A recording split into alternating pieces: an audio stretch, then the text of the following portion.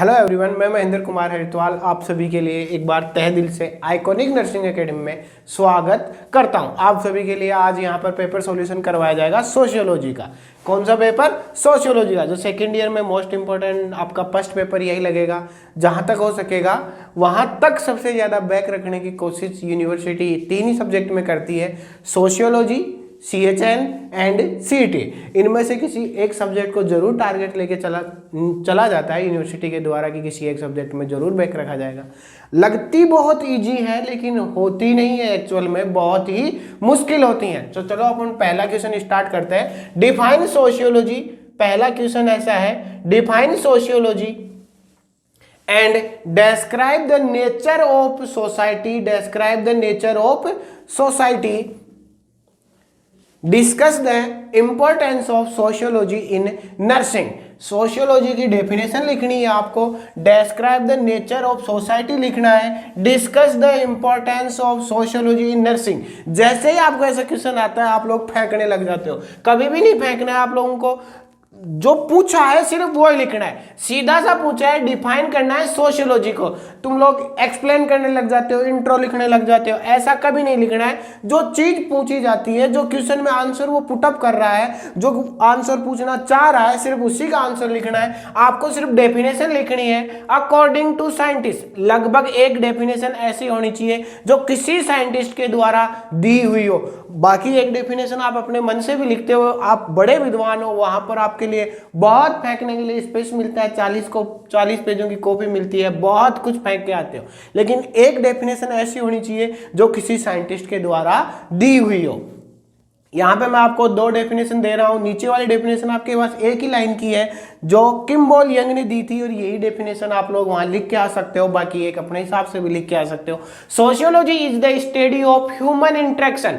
Human interaction मतलब दो व्यक्तियों के बीच में कोई बात होती है या फिर ग्रुप के बीच में कोई इंटरेक्शन होता है, उसके बारे में बताती है। एंड इंटर रिलेशन, उसके व्यक्ति जो इंडिविजुअल्स हैं उनके बीच का जो रिलेशन होता है उसके बारे में बताती है। देयर कंडीशन एंड कॉन्सिक्वेंस, ये एक प्रकार की कंडीशन होती है, कॉन्सिक्वेंस होता है, जिसके बारे में अपनी सोशियोलॉजी क्या अपन को बताती है। ये डेफिनेशन दी थी अकॉर्डिंग टू एच गिन्सबर्ग ने, अकॉर्डिंग टू एच गिन्सबर्ग ने। नेक्स्ट डेफिनेशन है, sociology is the science of collective behaviour. सभी लोगों का आपस में कलेक्ट किया हुआ बिहेवियर होती है क्या? Sociology. According to RS Park ने दी थी ये डेफिनेशन। बहुत इजी डेफिनेशन है। यहां पर जो बड़ी वाली डेफिनेशन है, हार्ड डेफिनेशन है, वो मैं नहीं बताऊंगा आपको। बहुत इजी डेफिनेशन ली है। ये डेफिनेशन अगर आपको याद हो गई और आपने ये क्वेश्चन आने पे लिख दिया है तो आपकी गलत नहीं होगी, आपका ये क्वेश्चन एकदम राइट होगा। जितने नंबर का क्वेश्चन 2 नंबर की डेफिनेशन होती है लगभग, या 4 नंबर में डेफिनेशन पूछे जाते हैं, तो जो 4 नंबर का क्वेश्चन डिवाइडेड होता है, सब डिवाइडेड होता है, उसमें 2 डेफिनेशन मिनिमम होनी चाहिए। तो इजीली डेफिनेशन है, छोटी छोटी डेफिनेशन है, आप लोग याद कर सकते हो। Sociology is the science of collective behaviour, किसने दी थी? RS पार्क ने। Sociology deal with the behaviour और मैन इन द ग्रुप, जो ग्रुप होते हैं उनके बिहेवियर को जो डील करती है वो क्या कहलाती है? Sociology. According to Kimball Young ने दी थी, अकॉर्डिंग टू किम्बॉल यंग ने दी थी। नेचर क्या होते हैं सोशियोलॉजी के? सोशियोलॉजी के जो नेचर है वो नेचर है, जनरेटिविटी का आती है, प्रिडिक्टेबिलिटी आती है, ऑब्जेक्टिविटी होना चाहिए, एक्सपेरिमेंट होना चाहिए उसके अंदर, इंडिपेंडेंट साइंस, किसी के ऊपर डिपेंड नहीं रहने वाला व्यक्ति होना चाहिए, एक्सपेरिमेंट, बार बार में न्यू थिंग्स का वहां पर खोज करना, ऑब्जेक्टिविटी, किसी के प्रति उत्तरदायी नहीं होना, प्रिडिक्टेबिलिटी, कहने का मतलब दूर की सोच के चलना चाहिए, जनरेट, न्यू थिंग्स के बारे में जनरेशन वहां पर क्या होनी चाहिए? डेवलप होनी चाहिए। सोशल साइंस जो होती है नॉट ए फिजिकल साइंस, जो सोशल साइंस होती है वो कभी भी फिजिकल साइंस नहीं होती। कहने का मतलब उसको अपन समाज से जोड़कर ही देख सकते हैं, आप फिजिकल साइंस से जोड़ के देखना चाहो तो वो नहीं होती।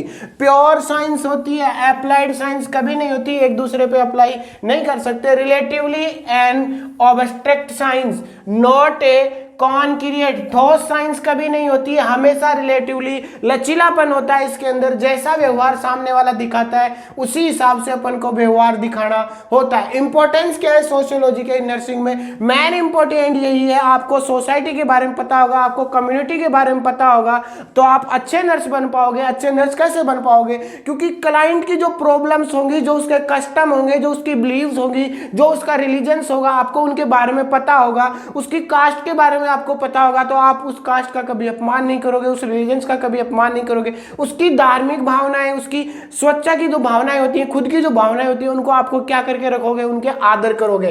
To understand the problems of client की प्रॉब्लम्स को समझेंगे।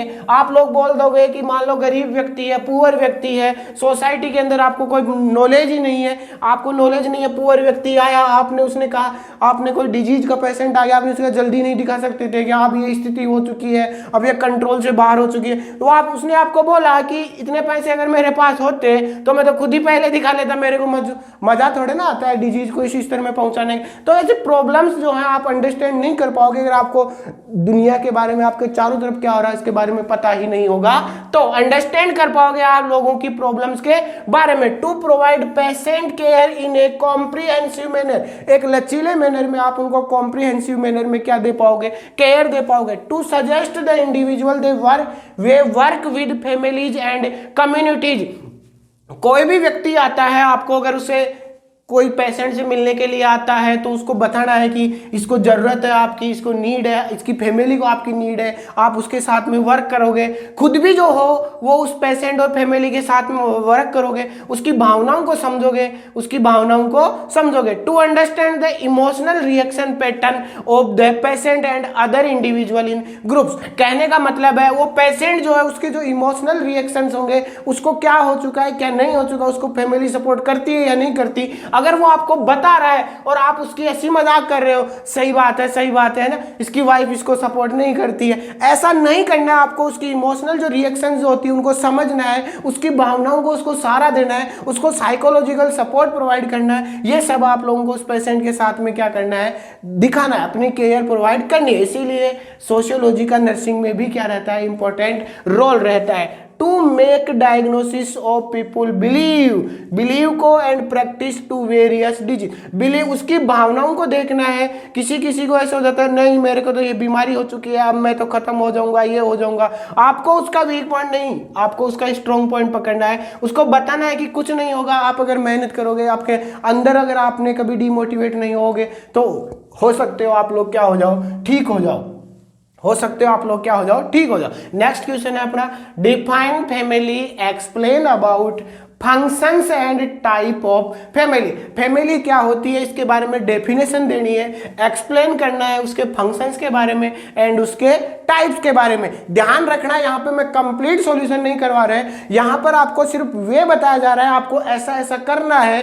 कहने का मतलब वहां पर मैंने आपको जैसे यहाँ पर ये टॉपिक दिखाए हैं, इन टॉपिक्स में भी कुछ लिखना है। ये सब टॉपिक्स है नेचर ऑफ सोच, इनमें भी आपको अपने अकॉर्डिंग लिखना है। मैंने यहाँ पर हमारा पेपर सॉल्यूशन करवाने का सिर्फ इतना सा मतलब है कि आप लोगों का जो पेपर पैटर्न है वो इस हिसाब से करना है कि आपको पॉइंट, कंप्लीट पॉइंट जो है वो आपको यहाँ पर क्या करना है? पुट डाउन करना है, फिर उनको आपको सॉल्यूशन भी देना है। ऐसे नहीं है कि आपने यही लिख दिया और पास हो जाओगे, नहीं। हमारा सिर्फ उद्देश्य इतना है कि इंपॉर्टेंट क्वेश्चन और इंपॉर्टेंट पॉइंट, उस क्वेश्चन को करने का पैटर्न कैसा होना चाहिए, ये समझाने का हमारा क्या है? उद्देश्य है। और यही हम चाहते हैं कि आप लोग करते क्या हो, डायरेक्ट क्वेश्चन जैसे ही दिखता है, नेचर दिखे नहीं, हर लाइन टू लाइन चलने देते हो। In this it is this is sociology are very helpful, ऐसा नहीं करना। आपको ये पॉइंट वाइज लिखना है, ये इसके नेचर होते हैं, इनके अंदर बाद में कुछ लिखना है, इनके अंदर बाद में कुछ लिखना है, और जो लिखना है वो आप लोगों को बुक से आप लोगों को स्टडी करना है। यहां पर हमारा सिर्फ उद्देश्य यही है, पेपर सॉल्यूशन कैसे किया जाता है ये हम आप लोगों को क्या कर रहे हैं? सिखा रहे हैं। आप लोग जो भी मन में आता है वही लिख देते हो, it is this, it is this, this is this, this is, ऐसा नहीं लिखना है। आपको देखना है कि आपको समझना है कि यहाँ अब यहाँ पर ये जरूरी है, अब यहाँ पर ये जरूरी है। और सोशियोलॉजी और CHNCT होती है ऐसी है, तुम लोग फेंकने लग जाते हो, फेंकने से कुछ नहीं होगा, जो होगा वो करने से होगा। तो फैमिली की डेफिनेशन देनी है, एक्सप्लेन अबाउट फंक्शंस के बारे में लिखना है और टाइप ऑफ फैमिली के बारे में। फैमिली एक बायोलॉजिकल सोशल यूनिट होती है जो कंपोज्ड होती है, किससे मिलकर बनी होती है, हस्बैंड से मिलकर बनी होती है, वाइफ से मिलकर बनी होती है एंड चिल्ड्रन से मिलकर बनी होती है। बायोलॉजिकल सोशल यूनिट होती है, ए मोस्ट इंपॉर्टेंट वर्ड है सोशल यूनिट। कहते हैं का मतलब जिसको सोसाइटी के अंदर क्या दिया हुआ है, सम्मान दिया हुआ है। रिलेशन तो हर किसी के बीच में हो सकता है, हस्बैंड वाइफ हर कोई बन सकता है, भाग के भी शादी कर सकते हो कैसे भी, लेकिन सोसाइटी उनको एक्सेप्ट नहीं करती है। तो कहने का मतलब फैमिली बायोलॉजिकल यूनिट तो है, लेकिन कैसी यूनिट है, सोशल यूनिट है, जिसको इजीली सोसाइटी क्या करती है, एक्सेप्ट करती है। ये दी थी according to Elliott and Merrill ने। नेक्स्ट जो अपना साइंटिस्ट था अकॉर्डिंग टू निमकोप के हिसाब से क्या कहा था उसने, फैमिली इज मोर और लेस ड्यूरेबल एसोसिएशन। एक प्रकार की एसोसिएशन होती है जो लंबे समय तक भी चल सकती है और कम समय के लिए भी चल सकती है। ड्यूरेबल का मतलब टाइम लिमिट होती है। Of husband and wife, of husband and wife के बीच में एक एसोसिएशन होता है। विद और विदाउट, बच्चे भी हो सकते हैं, चिल्ड्रन हो सकते हैं, विद और विदाउट, हो भी सकते हैं और नहीं भी हो सकते।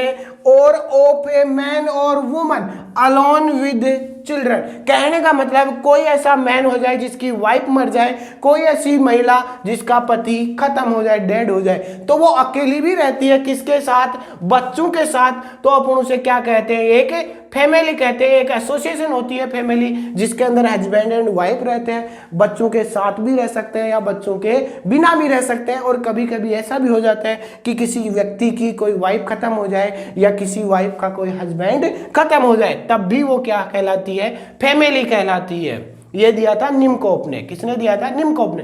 फंक्शंस ऑफ फैमिली, अफेक्शनल होनी चाहिए, इकोनॉमिक होना चाहिए, रिक्रिएशनल होना चाहिए, प्रोटेक्टिविटी होनी चाहिए, रिलीजियस होना चाहिए, एजुकेशनल होना चाहिए। कहने का मतलब उस फैमिली के अंदर एजुकेशन होना चाहिए, जो बच्चे होते हैं उनको एजुकेशन मिलना चाहिए। ऐसे नहीं है कि फैमिली तो बना ली, बच्चों को एजुकेशन दे ही नहीं रखे, माँ और बाप अपनी मस्ती में मस्त है, ऐसा नहीं होना चाहिए। रिलीजियंस, किसी हिंदू मुस्लिम ऐसा रिलीजन, अपने यहाँ इंडिया में इसी को महत्व देते हैं, हिंदू है, मुस्लिम है, ऐसा है वैसा है, लेकिन ऐसा कुछ नहीं है। प्रोटेक्टिविटी, कहने का मतलब जो फैमिली के मेंबर हैं उनको ऐसा लगना चाहिए कि इस फैमिली के अंदर अब आप क्या हो, सुरक्षित हो। ऐसे नहीं कि जैसे ही पापा आए बेटे ऐसे सोच रहे हैं भाई अब तो जाने वाले हैं, बस कूटने वाला है अब तो, मतलब कि आपको भावना डर की नहीं होना चाहिए, ऐसा लगना चाहिए कि आप प्रोटेक्ट हो। कोई परिवार में चलो गलती हो जाती है तो बड़ा बुजुर्ग कुछ भी कर लेता है, पीट देता है कुछ भी, लेकिन बाहर कभी भी कोई मैटर हो तो आपको वो प्रोटेक्ट करने के लिए तैयार होना चाहिए। मेरे लड़के के हाथ कैसे लगा लिया। रिक्रिएशनल, लोगों के बारे में सोचना चाहिए, इकोनॉमिक, पैसे भी होने चाहिए, अफेक्शनल होना चाहिए, अफेक्शनल होना चाहिए। टाइप ऑफ फैमिली, टाइप क्या है फैमिली के, authority, on the basis of authority. Authority का मतलब होता है जिसका उसके ऊपर क्या हो, प्रभुत्व हो। पेट्रियार्चल फैमिली, पेट्रियार्चल फैमिली, किसी फैमिली के अंदर आपने देखा होगा कि किसका, फादर का प्रभुत्व होता है। कहने का मतलब पिताजी जो कह देते हैं वो बात लौकी लकीर होती है। मेल व्यक्ति जो भी कह देता है वो लौकी लकीर होती है, तो उस फैमिली को बोलते हैं पेट्रियार्चल फैमिली। किसी में फादर की ना चलकर किसकी चलती है, मदर की चलती है, और जब मदर की चलती है, फीमेल्स की चलती है, तो उसको अपन क्या बोलते हैं, मैट्रियार्चल फैमिली। क्या बोलते हैं, matriarchal family. On the basis of structure, structure के आधार पे कितने भागों में बांटते हैं फैमिली को, nuclear family and extended family. दूसरा नाम है जॉइंट फैमिली। क्या नाम है, जॉइंट फैमिली। एक्सटेंडेड, बढ़ी हुई फैमिली, या जॉइंट फैमिली, या nuclear family. Nuclear family smallest unit होती है फैमिली। कैसे होती है, क्योंकि इसके अंदर सिर्फ माँ बाप और उसके पुत्र, चिल्ड्रंस होते हैं, होने को बस और कोई हो सकता है तो दादा और दादी, इससे ज्यादा नहीं होते हैं। आजकल इंडिया में इसी का चलन ज्यादा है, न्यूक्लियर फैमिली का ही। एक्सटेंडेड फैमिली पहले के जमाने में देखने को मिलती थी, आजकल तो भाई वगैरह में बनती नहीं है, टूट जाती है और जल्दी से क्या हो जाते हैं, अलग अलग हो जाते हैं। On the basis of residence, residence का मतलब होता है जहां वो रहते हैं। मैट्रिलोकल फैमिली कहने का मतलब है माँ के स्थान के ऊपर जाके, अपनी वाइफ के स्थान के ऊपर जाके रह रहा है। पैट्रिलोकल फैमिली, जो वाइफ है वो कहां पे आई है, पति के स्थान पर रहने को आई है, पति के स्थान पर रहने को आई है, स्थान पर रहने को आई है, तो उसे क्या कहते हैं, patrilocal family, patrilocal family. On the basis of marriage, marriage के आधार पर क्या होती है, होमोजाइगस फैमिली, पॉलीगेमस फैमिली और पॉलीएंड्रियस फैमिली। कहने का मतलब इसके अंदर अपने ग्रुप के अंदर, अपने कास्ट के अंदर शादी होनी चाहिए। पॉलीगेमस का मतलब होता है मेल एक होगा और उसकी पत्नी बहुत सारी होंगी। पॉलीएंड्रियस का मतलब होती है फीमेल एक होगी, पत्नी एक होंगी और पति क्या होंगे, ज्यादा होंगे, तो उसको बोलते हैं पॉलीएंड्रियस फैमिली।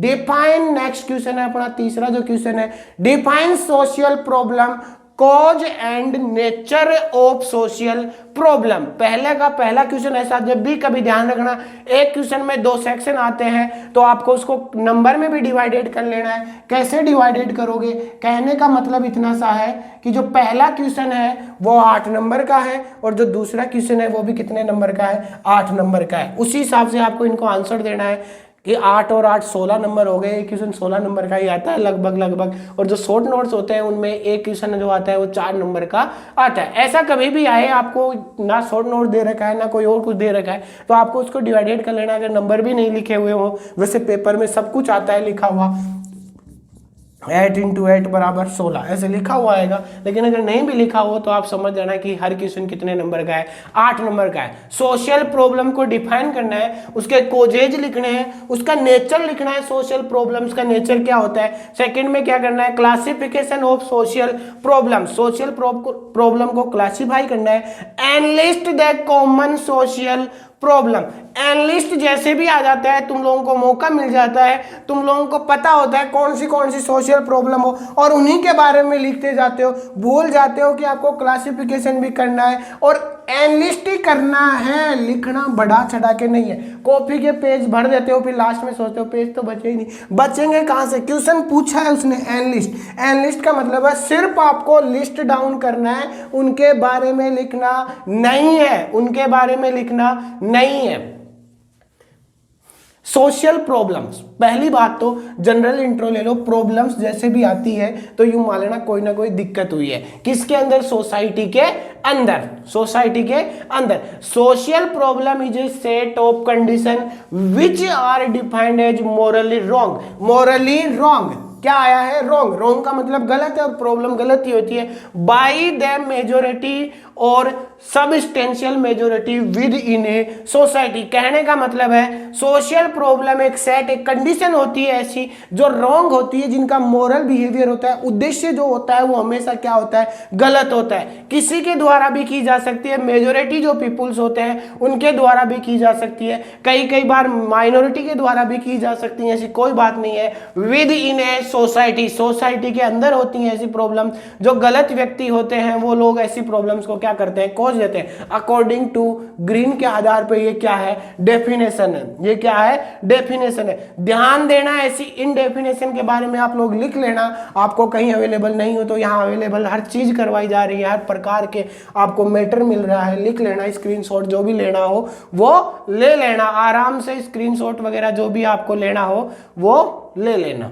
क्या होती है, क्या नहीं होती है, नेचर क्या होता है सोशल प्रॉब्लम्स का, क्या नेचर होता है सोशल प्रॉब्लम। सोशल प्रॉब्लम का नेचर का मतलब यही है, उनका क्या उद्देश्य होता है, किस प्रकार की होती है। सोशल जो प्रॉब्लम्स है आर सिचुएशन, सिचुएशन के अकॉर्डिंग वो चेंजेस होती रहती हैं, और condition which are regarded by society as threats, threats का मतलब होता है बार बार में ऐसी कोई घटनाएं आती हैं जो आपको क्या पहुंचाती हो, नुकसान पहुंचाती है, उनको क्या कहते हैं, थ्रेट्स कहते हैं। तो सोशल प्रॉब्लम सिचुएशन के आधार पर, अपने कंडीशन के आधार, अगर आप लोग क्या हो, गरीब हो, दूसरे व्यक्ति आप लोगों को पैसे दे चुका है और वो आपसे जो काम चाहता है वही करवाएगा, हो सकता है कभी गलत भी करवाए, तो वो एक प्रकार की आपके लिए क्या मनी प्रॉब्लम है, क्या है मनी प्रॉब्लम। और उस मनी प्रॉब्लम की वजह से आप लोग क्या कर रहे हो, गलत हरकतें कर रहे हो, एक प्रॉब्लम्स को रॉन्ग बिहेवियर कर रहे हो, तो वो आपके लिए प्रॉब्लम्स है। क्या प्रॉब्लम्स है, मनी प्रॉब्लम्स है। तो ऐसे ही प्रॉब्लम कंडीशन के सिचुएशन के आधार पे आती हैं।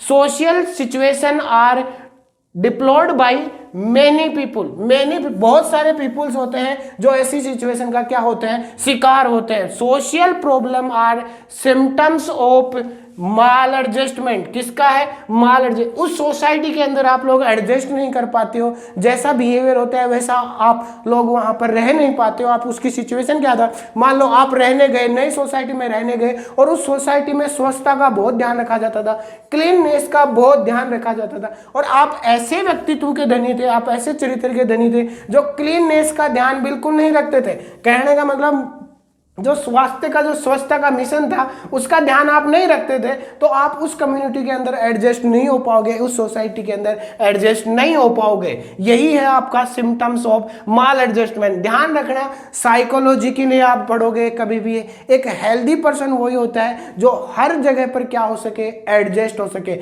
हर एनवायरमेंट में क्या हो सके, सुटेबल हो सके, उसे ही बोलते हैं कि psychologically healthy, mental healthy person. Societies are not always harmonious. कहने का मतलब हर वक्त आपको दुखदाई नहीं होती है, हर वक्त आपको कभी भी नुकसान नहीं पहुंचाती है, कभी कभी आपको वो लोग बचाते भी हैं, ऐसी कोई बात नहीं है। कोजेज क्या है, सोशल प्रॉब्लम्स के। कई ऐसे कोजेज हैं जो सोशल प्रॉब्लम्स को क्या लेते हैं, जन्म देते हैं। क्या कोजेज है, वार है, दो देश हैं उनमें दुश्मनी लड़ाई हो गई, हो सकता है अपने गांव में भी सींग के चक्कर में सबसे ज्यादा लड़ाई होती है, जो अपने खेत वगैरह होते हैं, खलिहान वगैरह, उनके बीच की जो डोली होती है ना, उनके चारों उसके चक्कर में बहुत सारी लड़ाइयाँ होती हैं परिवार में, और वो अपने सोशल प्रॉब्लम्स को क्या करते हैं, कोज करते हैं। वार कभी भी ध्यान रखना शांति नहीं लाता है, हमेशा क्या लाता है, अशांति लाता है, अपने साथ कोई ना कोई प्रॉब्लम्स को जन्म देता है। पुअर्टी, गरीबी जो होती है वो भी सोशल प्रॉब्लम्स को जन्म देती है। मैंने अभी बताया था आपको, पैसे नहीं होंगे आप कुछ भी कर सकते हो, क्राइम कर सकते हो, क्या कर सकते हो, क्राइम कर सकते हो, और क्राइम भी सोशल प्रॉब्लम्स को क्या देती है, कोज करती है। Each problem has a complex history and is usually not due to one but many causes which are sometimes even difficult to determine. हमेशा ध्यान रखना, कोई कोज जो होता है उसकी कोई कॉम्प्लेक्स स्टडी नहीं होती है, कभी भी ध्यान रखना, कोई जानबूझकर ऐसा काम नहीं करता है, उसकी कोई मजबूरी होती है, कोई डिफिकल्टी, कोई उसका मोटो होता है, कोई ना कोई उसकी वजह होती है, उसी वजह से वो सोशल प्रॉब्लम्स को क्या करता है, जन्म देता है। वार जानबूझकर कोई लड़ाई नहीं करता है, लेकिन कभी कभी हो जाती है। गरीबी है वो, अगर वो व्यक्ति है तो उसका कोई दोष नहीं है, हो सकता है उसने एफर्ट नहीं लगाया तब उसका दोष है, लेकिन ऐसा नहीं। क्राइम भी किसी वजह से हो जाता है भाई, बाकी ऐसा जानबूझकर तो कोई करना नहीं चाहता है, ध्यान रखना। अनएम्प्लॉयमेंट सबसे इंपॉर्टेंट, पढ़ लिख कर तुम बड़े महान बन जाते हो लेकिन नौकरी नहीं लग पाते हो, अनएम्प्लॉय हो जाते हो। A problem may be combination of biological, physical, mental and cultural factor or any of them. कहने का मतलब आप बायोलॉजिकली फिट, अपनी बॉडी के अंदर कोई दिक्कत है, फिजिकली आप फिट नहीं हो, मेंटल आप ठीक नहीं हो, जैसे ही आप लोगों को कोई व्यक्ति जैसे ही दिखता है आप लोग उसके पत्थर उठा के मार देते हो। तो आप कल्चरली कई फैक्टर होते हैं, जैसे बहुत सारे कल्चर होते हैं जिनके अंदर तो यही दिखाया जाता है कि बेटा मार के आया, बहुत अच्छा काम करके आया है ना। और अपने यहाँ पे कभी भी मार के आते हैं ना तो ऐसी पिटाई होती है कि जिंदगी भर क्या रखते हो, याद रखते हो, जिंदगी भर क्या रखते हो, याद रखते हो। तो यही सब बातें हैं जो क्या करती हैं, डिसाइडेड करती हैं causes of social problems, causes of social problem. Some issues are occur, so let's ठीक करते हैं इसको, देखें जो भी होता है वो।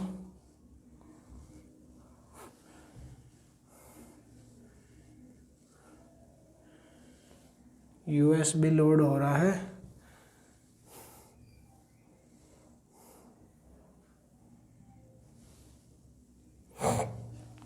कोजेज ऑफ सोशल प्रॉब्लम्स, कुछ ऐसी कोजेज होते हैं जो अपने का क्या करते हैं, उद्देश्य सोशल प्रॉब्लम्स को क्या देते हैं, जन्म देते हैं। वार है, पुअर्टी है, कुछ भी है, क्राइम है, अनएम्प्लॉयमेंट है, या सोशल प्रॉब्लम्स को क्या देते हैं, जन्म देते हैं। अनएम्प्लॉयमेंट हो, आपके पास कोई नौकरी वगैरह नहीं है, तो आप क्या हो सकते हो, सोसाइटी के अंदर कोई क्राइम वगैरह कर सकते हो। Classification of social problems, economical जो कोजेज होते हैं उसके आधार पे बांटा गया है इसको। पॉवर्टी के अंदर बांटा गया है, एम्प्लॉयमेंट के अंदर बांटा गया है। डिपेंडेंसी, अगर आपके पास पैसे वगैरह नहीं है तो आप दूसरे के ऊपर क्या हो, डिपेंडेड हो। बायोलॉजिकल कोजेज, अपनी बॉडी के आधार पर फिजिकली आप में कोई डिजीज है या आप फिजिकली क्या हो, डिफेक्ट हो, तब वो क्या कर सकती हैं, सोशल प्रॉब्लम्स को क्या कर सकती हैं, कोज कर सकती है। कॉमन सोशल प्रॉब्लम्स जो होती हैं, पॉवर्टी होती है, हाउसिंग होती है, किसी किसी के पास घर भी नहीं होता है, इलिटरेसी, आप अशिक्षित हो तो कमा नहीं सकते हो, तो वही आप प्रोस्टिट्यूशन, आपको ये बहुत बड़ी संख्या में देखने को मिल सकता है। Prostitution is a social problem. क्यों? क्योंकि कई ऐसे व्यक्ति होते हैं जो खुद तो पैसे कमाते नहीं है और अपनी जो घर, अपने जो हाउस की जो घर की जो लड़कियां वगैरह होती हैं उनको किधर धकेल देते हैं, प्रोस्टिट्यूशन की ओर। सबस्टांस अब्यूज, कई लड़के होते हैं जो दारू वगैरह, अल्कोहल वगैरह का सेवन करते हैं, कई ऐसे होते हैं जो इंजेक्टेबल वाले का भी सेवन करते हैं, गलत बात है। अल्कोहल अब्यूजर भी एक क्या है, सोशल प्रॉब्लम्स है। क्या है? एक सोशल प्रॉब्लम्स है।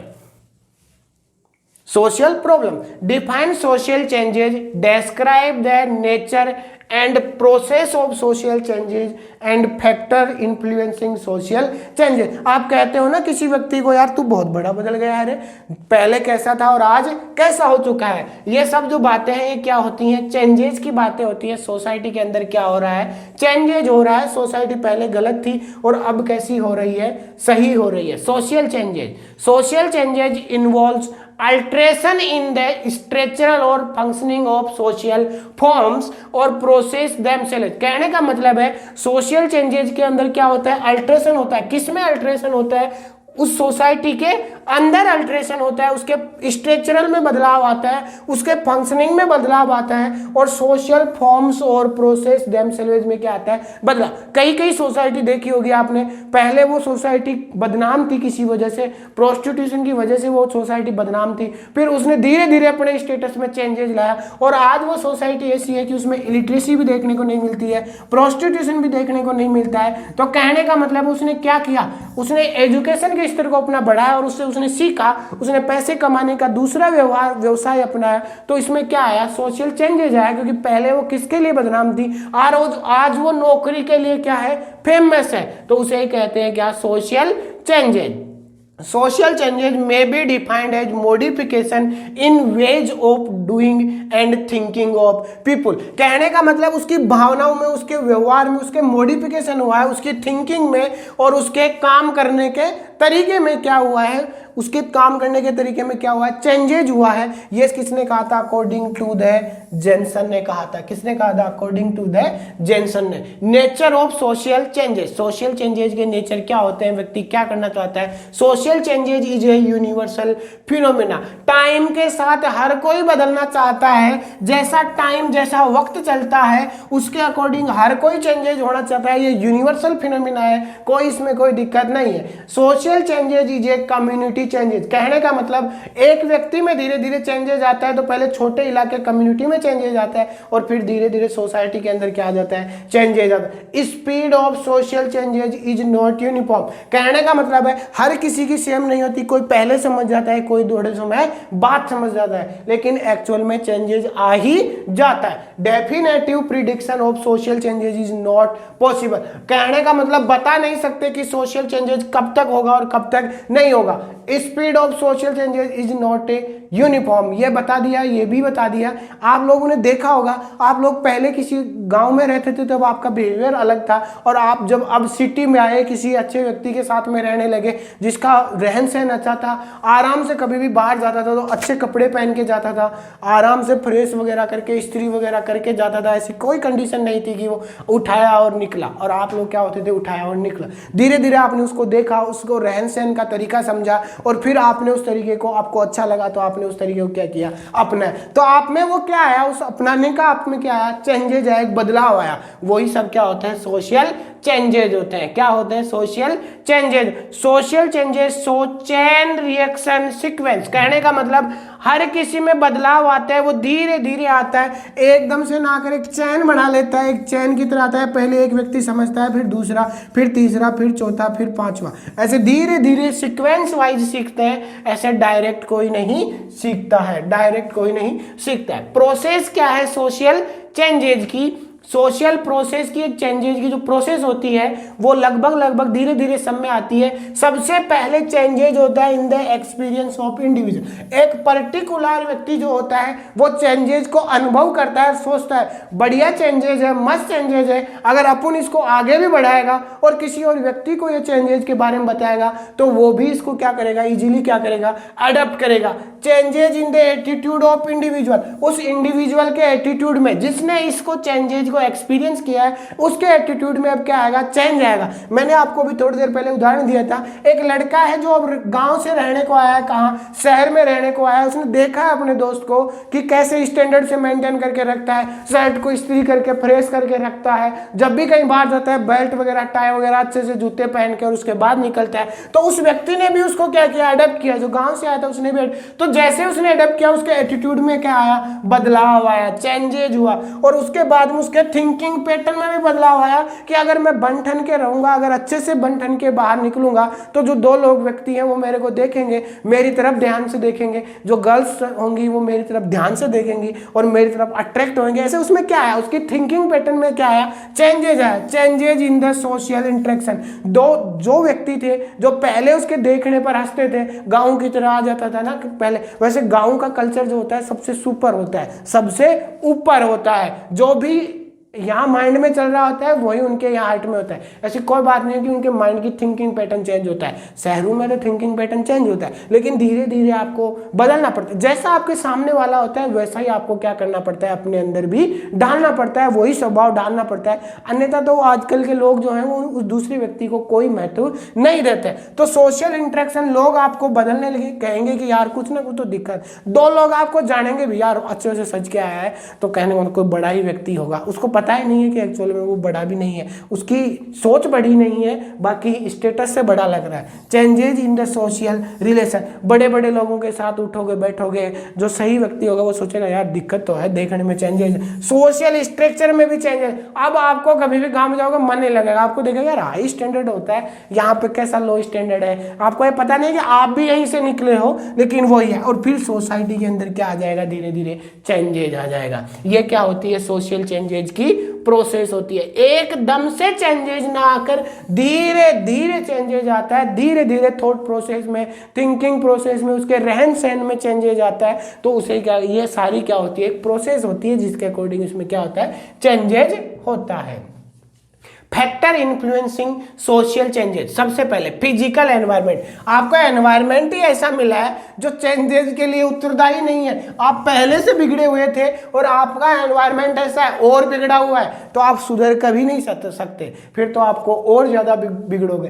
पॉपुलेशन चेंजेस, लोग ही ऐसे हैं जो धीरे धीरे बदल रहे हैं, तब आप भी कुछ नहीं कर सकते। आइसोलेशन एंड कॉन्टेक्ट, अगर आपने बदलने की कोशिश की है तो जो खराब व्यक्ति था उसने आपको बदलने का मौका, कहती नहीं तू अच्छी बातें करता है, हमारे ग्रुप से दूर रहा कर, तो फिर आपने भी क्या सोचा, छोड़ो रे यार अपन क्या करेंगे। धीरे धीरे वो तो सुधरेंगे नहीं, उल्टा आप लोग खुद ज्यादा बिगड़ जाओगे। सोशल स्ट्रक्चर में चेंजेस हो जाएगा।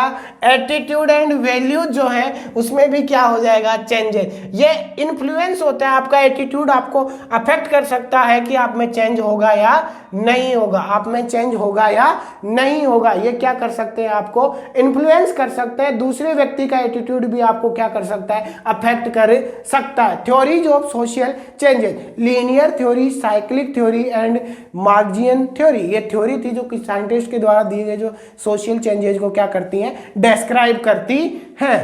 नेक्स्ट क्वेश्चन है अपना मैरिज। 5 क्वेश्चन है। Define marriage, explain about purpose and type of marriage, describe the marriage and family problems in India।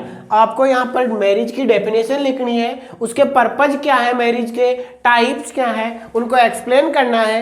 Describe the problem, marriage की problems and family problems in India. बहुत सारी problems देखने को मिली है, family problems देखने को मिली है, और मैरिज की वजह से कई सारी प्रॉब्लम्स देखने को मिलती हैं अपने यहाँ पे इंडिया के अंदर। होती हैं कई प्रॉब्लम्स, धीरे धीरे आप लोगों को सबको बताया जाएगा, आराम से टेंशन मत लो। मैरिज क्या होती है? मैरिज शादी, शादी। तो आप लोग हिंदी में जब भी हम कभी क्लास में क्वेश्चन आंसर कर रहे होते हैं स्टूडेंट से, तो हम पूछते हैं सर मैरिज क्या होती है बच्चों? क्या कहते हैं? शादी। अरे तो शादी क्या होती है? बोलने में बहुत सारा होता है, मैरिज बहुत शादी होती है, लेकिन एक्चुअल में मैरिज क्या होती है?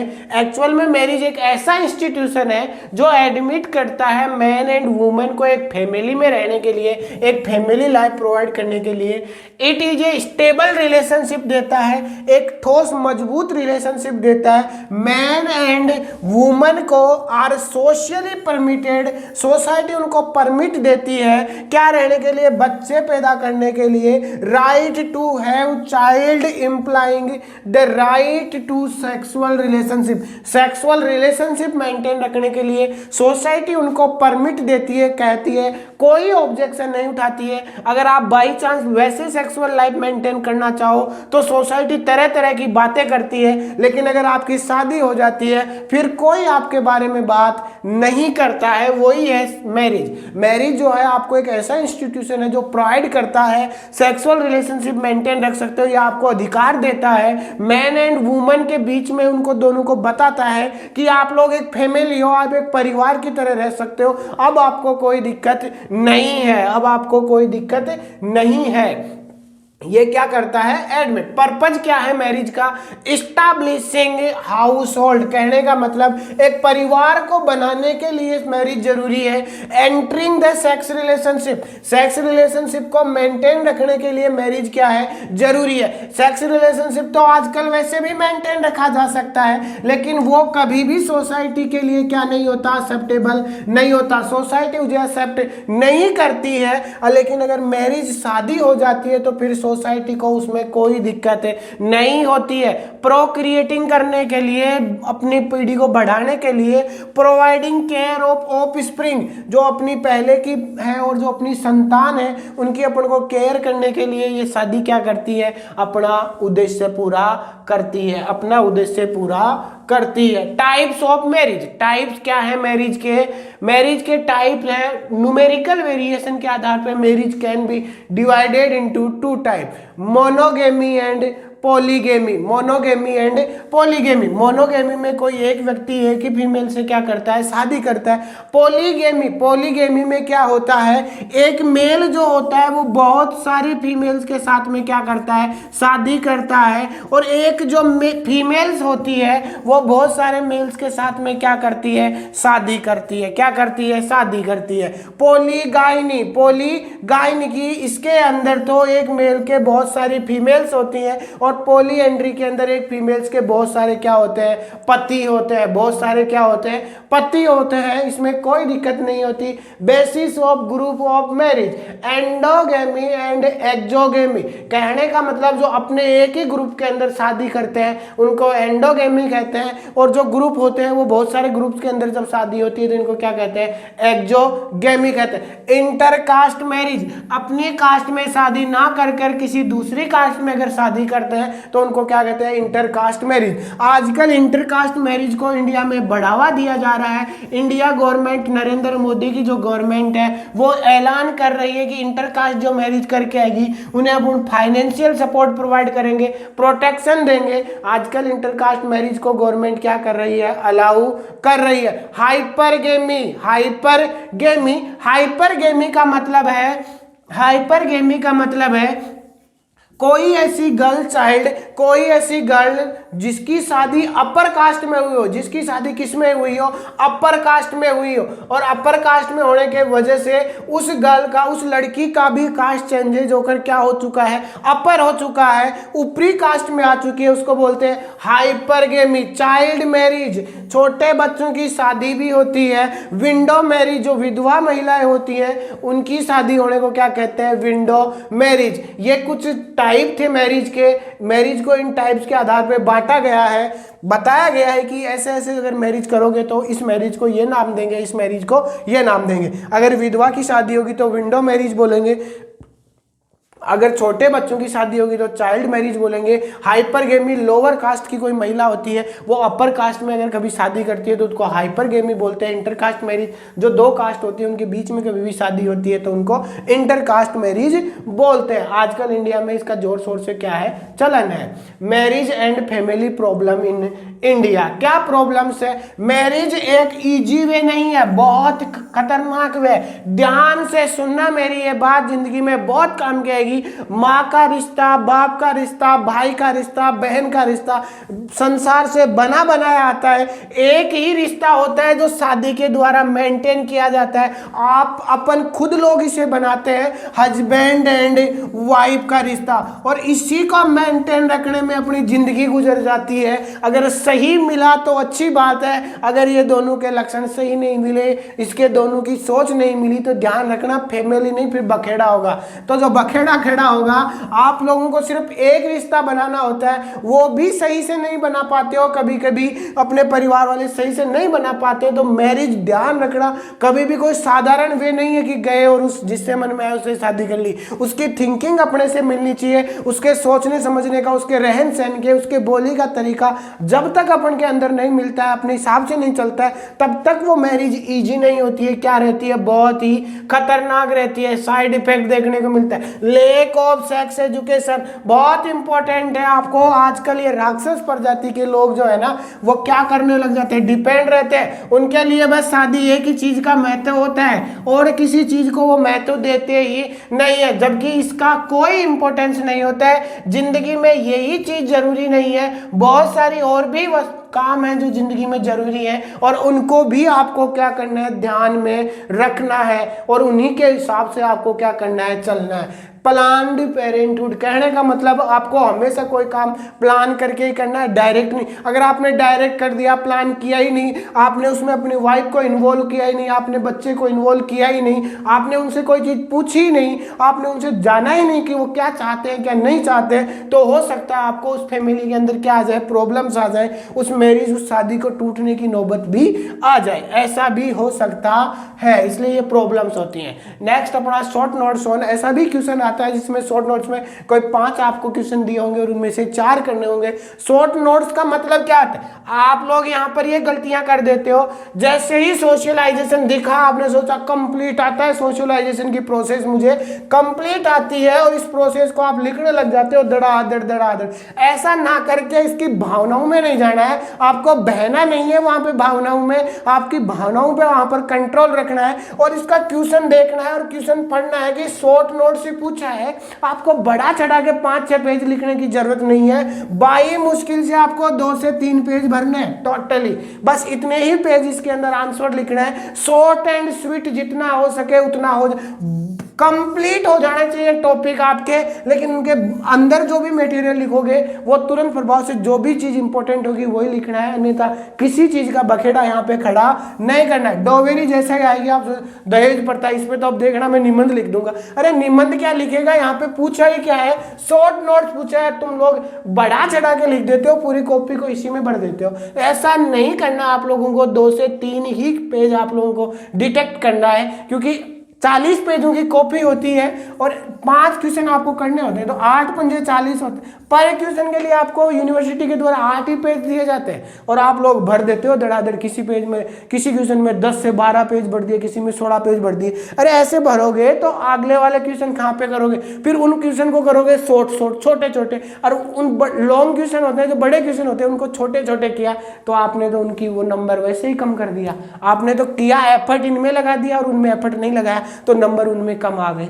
बात वही होती है, इसलिए सोच समझ के और जितना डिसाइडेड हो स्पेस उसी हिसाब से करना है। ऐसे नहीं है कि जो आपको आता है उसको बढ़ा चढ़ा के लिख दो, नहीं, जैसा उचित है जो क्वेश्चन पूछ रहा है सिर्फ उसी के बारे में लिखना है, बाकी किसी चीज के बारे में नहीं लिखना है। तो क्या होता है, शॉर्ट नोट्स है अपने इंपॉर्टेंट है, ये सोशियोलॉजी, सोशलाइजेशन है, डोवेरी है, रिलीजन्स के बारे में है, प्राइमरी ग्रुप है, चाइल्ड अब्यूज है, ये मोस्ट इंपॉर्टेंट टॉपिक है आपके सोशियोलॉजी में। इनमें से आने का सबसे ज्यादा चांसेज है, ऐसी कोई बात नहीं है, लगभग जो शॉर्ट नोट्स के क्वेश्चन आएंगे वो इन्हीं में से आएंगे, ऐसी कोई टेंशन लेने की जरूरत नहीं है। सोशलाइजेशन एक प्रोसेस होती है जिसके अंदर आपको internalising the norms and ideology of society. Society के अंदर आपके जो आइडियोलॉजी है, एक प्रोसेस होती है, एक समाजीकरण की एक प्रोसेस होती है, जो आपकी इंटरलाइजिंग आइडियोलॉजी है सोसाइटी के अंदर, उसको ध्यान में रख के किया जाता है। प्रोसेस क्या है सोशलाइजेशन की? रियरिंग करनी है आपको, सिंपैथी दर्शाना है आपको दूसरे व्यक्ति के प्रति। क्या दर्शाना है आपको? सिंपैथी दर्शाना है दूसरे व्यक्ति के प्रति, ध्यान में रखना है, उसकी भावनाओं को आपको ध्यान में रख।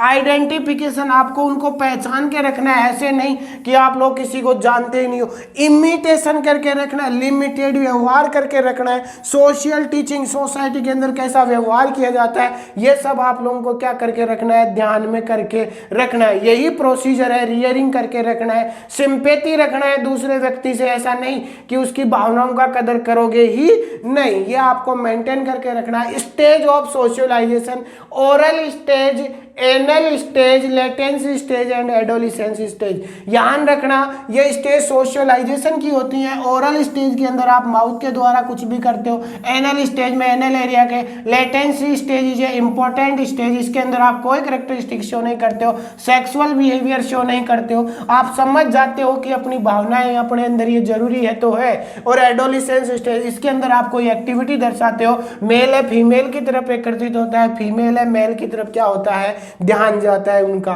ये आप लोगों की क्या होती है? स्टेज होती है। ध्यान रखना इन स्टेज को। आज सेकंड ईयर में पढ़ लोगे तो भी अच्छी बात है, अन्यथा आगे चल के आपको थर्ड ईयर में पीडियाट्रिक में तो और भी अच्छे से पढ़ाया जाएगा। साइकोसेक्सुअल एक थ्योरी आएगी, उसके अंदर ये स्टेज जो है इनको दोबारा से बताया जाएगा, ऐसी कोई बात नहीं है। नेक्स्ट क्वेश्चन है अपना डोवेरी सिस्टम। जो दहेज प्रथा होती है वो क्या होती है? ध्यान रखना सबसे खतरनाक काम है ये। ना तो दहेज लेना चाहिए और ना दहेज देना चाहिए। ये सोच तो है अपनी सोच को बहुत जोर शोर से भी महत्व देते हैं, लेकिन ऐसा कोई करता नहीं है। जब खुद की बारी आती है तब ये चीज हटा देते हैं कि ना तो दहेज लेना है ना देना है। नहीं, जो भी आ रहा है वो आने दो, जो भी आ रहा है वो आने दो। आपको ये भावनाएं नहीं रखनी। आप नर्सिंग ऑफिसर बनने वाले हो, 70,000 रुपए पर महीने के कमाने वाले हो, 70,000 से भी ज्यादा कमाओगे जैसे जैसे आप सीनियर होते जाओगे। तो क्या करोगे? दूसरे व्यक्ति से पैसा लोगे। जब खुद ही नहीं कमाओगे, खुद ही मेहनत करोगे तो आपके पास कुछ ना कुछ हो जाएगा। Dowry system in India refers to the durable goods cash and real or movable property that the bride's family. दुल्हन का जो परिवार होता है वो कैश देता है, गुड्स देता है, रियल और मूवेबल प्रॉपर्टी देता है। किसको? दूल्हे को देता है। गिव्स टू द ग्रूम का मतलब होता है दूल्हा, his parents and his relative as a condition of the marriage. जो शादी की कंडीशन रखी जाती है उसके आधार पे जो ब्राइड की फैमिली होती है वो फैमिली क्या देती है? ग्रूम दूल्हे को क्या देती है? प्रॉपर्टी देती है, कुछ कैश देती है। जो प्रॉपर्टी रियल भी हो सकती है, मूवेबल भी हो सकती है, ऐसी कोई बात नहीं। मूवेबल का मतलब कार वगैरह, गाड़ी वगैरह मूव तो करती है, एक जगह थोड़ी ना रहती है, तो उसको देती हैं। उसके पेरेंट्स को देती हैं, उसके रिलेटिव्स को देती हैं। क्यों रिलेटिव्स को नहीं देते क्या आप लोग? जैसे ही आप लोग कहते हो ना मेरे उसके तो वो अंगूठी पहना के जानी है, मेरे जितने भी भाई हैं उनके एक एक अंगूठी आनी चाहिए सोने की, वो आनी चाहिए, उनको 11-11 हज़ार रुपये देने चाहिए। तो ऐसा जो डावेरी सिस्टम है ये नहीं होना चाहिए इंडिया के अंदर, लेकिन है, कोई कुछ नहीं कर सकता इसका। जो भी है वो है। क्यों है ये कॉजेज ऑफ डोवेरी? ध्यान रखना क्यों है। Difficult to find suitable groom. कहने का मतलब हर लड़की को एक सुटेबल पति मिले, एक दूल्हा मिले, ये जरूरी नहीं है। और इसको खोजने के चक्कर में ही क्या देना पड़ता है? डोवेर, दहेज देना पड़ता है। चाइल्ड मैरिज, छोटे बच्चों की शादी हो जाती है, इससे भी बचने के लिए क्या देते हैं? दहेज देते हैं। Dowry on a prestige symbol. कहने का मतलब आप ये समाज के अंदर आपका नाम है, आपका रुतबा है, इसको दिखाने के लिए दहेज हर लोग व्यक्ति देता है। ध्यान रखना, मेरा खुद का समाज है जाट समाज, उसमें तो इतना दहेज दिया जाता है कि पता ही नहीं होता क्या कुछ हो रहा होता है, क्या कुछ नहीं हो रहा होता है। एक बार तो दे देते हैं, उसके बाद में पछताते हैं, इतना क्यों दे दिया, इतना क्यों नहीं दिया, है ना। और ये और कहते हैं देने के बाद में कि इतना ही क्यों दिया। अरे इतना तो दे दिया, जितना था उतना तो दे दिया, गरीब तो हो गया उसके चक्कर में, और क्या चाहिए। पूरी दुनिया को ही लूट के ले जाओगे तो ले जाओ। तो और है भी इतना महत्व कि देते हैं, खूब जोर जोर से देते हैं, ऐसी कोई बात नहीं।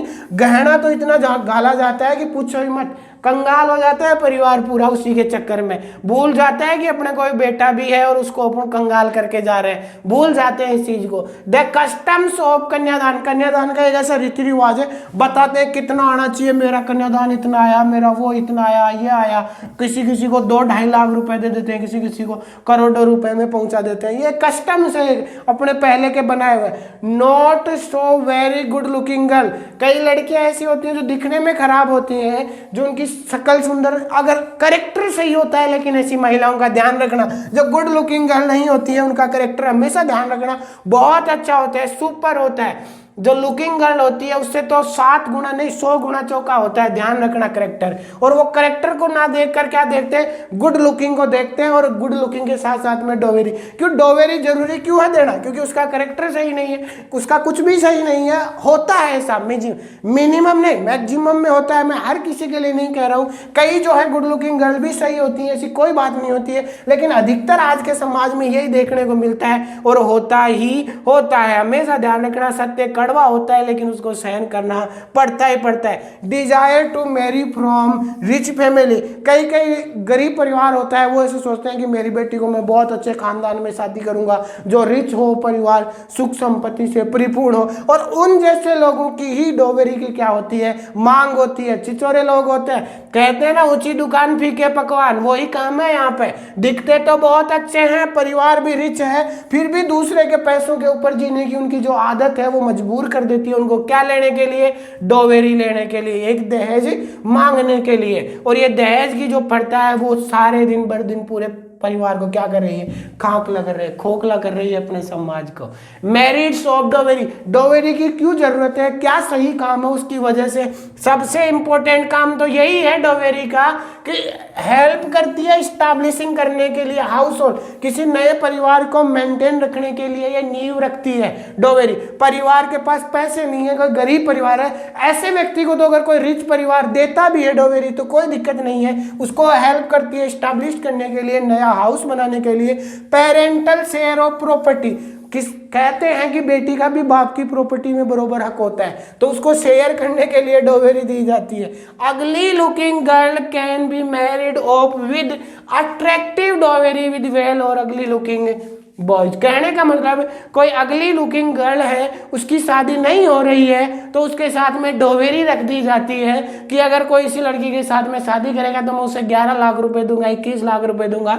तो जो सही दिखने वाला व्यक्ति होता है वो भी उसके साथ क्या कर लेता है, शादी कर लेता है। ध्यान रखना लुकिंग का मैटर हमेशा लड़कियों में इंपॉर्टेंट रहता है। आजकल कई ऐसे मिमिक्स बन के आते हैं जिसमें लड़का काला होता है, लड़की गोरी होती है, लेकिन उस लड़के के पास सरकारी जॉब होती है, और जब जॉब सरकारी होती है ना तो कोई चीज मैटर नहीं करती है। और एक अच्छी गुड लुकिंग गर्ल भी ध्यान रखना अगली लुकिंग बॉयज के साथ शादी करने के लिए तैयार हो जाती है, क्योंकि उसके जो खर्चे होते हैं, जो उसकी भावनाएं होती है ना, बड़े बड़े जो उसके सपने होते हैं उनको पूरा करने के लिए किसकी जरूरत होती है, मनी की जरूरत होती है, और वो मनी उसको मिल जाती है। इसलिए कोई इंपॉर्टेंट रोल पैदा नहीं करता, लेकिन लुकिंग जो है वो मैटर करती है किसके लिए, लड़कियों के लिए। डीमेरिट्स और एविल्स ऑफ डोवेरी, डीमेरिट्स क्या है डोवेरी के, फिजिकल एंड मेंटल टॉर्चर किया जाता है, स्टार्विंग किया जाता है, इंसल्टिंग की जाती है किसी फीमेल्स की। अगर डोवेरी नहीं दे रहे हो तो जो ससुराल वाले होते हैं वो ताना मार मार के, टॉन्टिंग मार मार के उसका जीना मुश्किल कर देते हैं। जहां पे भी मौका मिलता है उसकी इंसुलेट करने का मौका नहीं छोड़ते। कभी कभी तो ऐसा होता है कि केरोसिन डाल के जला ही देते हैं। सुसाइड कर लेती है वो फीमेल, हाथ जोड़ लेती है वो फीमेल कि इस दुनिया में मुझे रहना ही नहीं है, इतनी इंसुलेट हुई है मेरी कि मुझे जीने का हक ही नहीं है, इतने टॉन्ट मारे गए हैं, मेरे को जान से मारने की कोशिश भी कर सकते हैं ये लोग, इस चक्कर में सुसाइड कर लेती है वो फीमेल। इंसेक्टिसाइड इन्फेंटिसाइड देखने को मिलता है। क्यों देखने को मिलता है? क्योंकि जो गरीब व्यक्ति होता है वो लड़की की शादी करने के लिए इनेबल होता है, वो उसकी शादी का खर्चा नहीं उठा सकता है, इसलिए गर्भ के अंदर ही उस बच्ची को क्या कर दिया जाता है, खत्म कर दिया जाता है। डोवेरी की वजह से क्या हो सकती है, डेथ भी हो सकती है। तो ये क्या होते हैं, इसके डीमेरिट्स होते हैं, डीमेरिट्स और evils of dowry.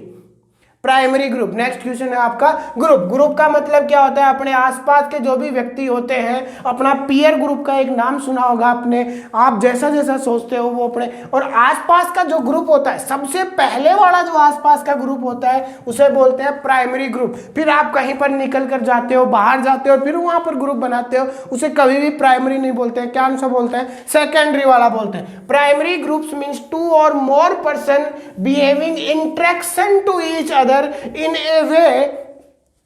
a way that is intimate, cohesive and personal. जो बिहेवियर होता है वो सब कुछ छोड़ छाड़ के और अपनी मस्ती में मस्त रहते हैं, हर चीज पर एक दूसरे का साथ देते हैं। एग्जाम्पल क्या होता है? सबसे इंपॉर्टेंट प्राइमरी ग्रुप होता है फैमिली। प्लेग्राउंड, अपने आस साथ में खेलने वाले व्यक्ति, आपके नेबरहुड पड़ोसी जो भी होते हैं वो फ्रेंड्स वर्क टीम, जो आपके साथ में काम करती है, जहां आपका वर्क प्लेस होता है, जहां आप लोग काम करते हो तो जो आपके टीम मेंबर होते हैं वो आपके साथ काम करते हैं, एक दूसरे से कोऑर्डिनेट होते हुए आप काम करते हो। जो वर्क टीम होती है वो भी है क्या होती है? प्राइमरी ग्रुप होती है। कैरेक्टरिस्टिक्स क्या होते हैं प्राइमरी ग्रुप के? Physical condition, proximity, small size of. Physical condition के आधार पे कौन से कैरेक्टरिस्टिक्स होते हैं? प्रॉक्सिमिटी, स्मॉल साइज होती है ग्रुप की, ऐसे नहीं कि कोई पूरी बड़ा ग्रुप है, 8 से 10 लोगों का एक ग्रुप होता है लगभग, इससे ज्यादा का नहीं होता है। ड्यूरेबल रिलेशन, बहुत लंबे समय तक टिकने वाली रिलेशनशिप होती है, ऐसा नहीं है कि एक दिन के रिलेशनशिप और फिर हो गए। इंटरनल कैरेक्टरिस्टिक्स, खुद के अंदर के आइडेंटिकल, आप उनको पहचानते हो, आइडेंटिकल करते हो, आइडेंटिफाई करते हो। वॉलंटरी बेस, खुद की इच्छा से आप वहां पर रहते हो, ऐसे नहीं है कि आपको जबरदस्ती वहां पर रोक के रखा जाता है। क्या है functions of primary group? As family is a primary group where individual are born and brought up. वहां पर वो जन्म लेता है और वहां पर वो सब कुछ चीजें क्या करता है? सीखता है। एक society as a society is a primary group होती है where socialization of individual takes place. वहां पर उसका सोशलाइजेशन, समाजीकरण होता है, वहां पर उसको उस समाज के अंदर एक स्थापित भावना मिलती है, एक वहां पर स्थापित एक स्थायित्व मिलता है, एक पोजीशन मिलती है वहां पर, और उस पोजीशन को वो मेंटेन रखने की क्या करता है? कोशिश करता है। Primary groups are responsible for social order. ध्यान रखना, ये ग्रुप होता है वो सोसाइटी का ऑर्डर मानकर चलता है, ऐसे नहीं है कि इस ग्रुप के अंदर सोसाइटी के नियम कायदों को माना ही नहीं जाता है।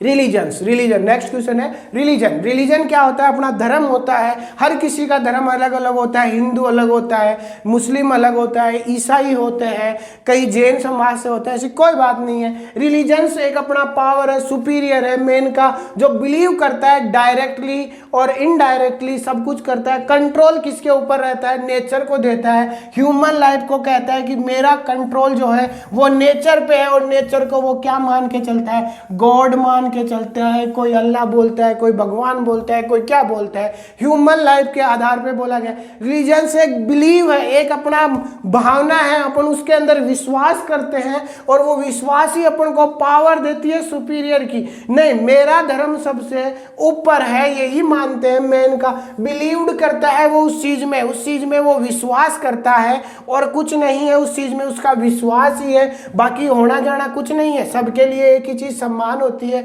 ऐसी कोई बात नहीं है। ध्यान रखना, कंट्रोल होता है उसका course of nature of human के ऊपर, हर के ऊपर। उस जो धर्म होता है वो रिलीजन होता है, उसका उस व्यक्ति के ऊपर क्या होता है? कंट्रोल होता है। क्या है religion? Religions is a social cultural system है ऑफ डेजिग्नेटेड बिहेवियर है, उसका प्रैक्टिस है, मोरल वैल्यूज है उसकी।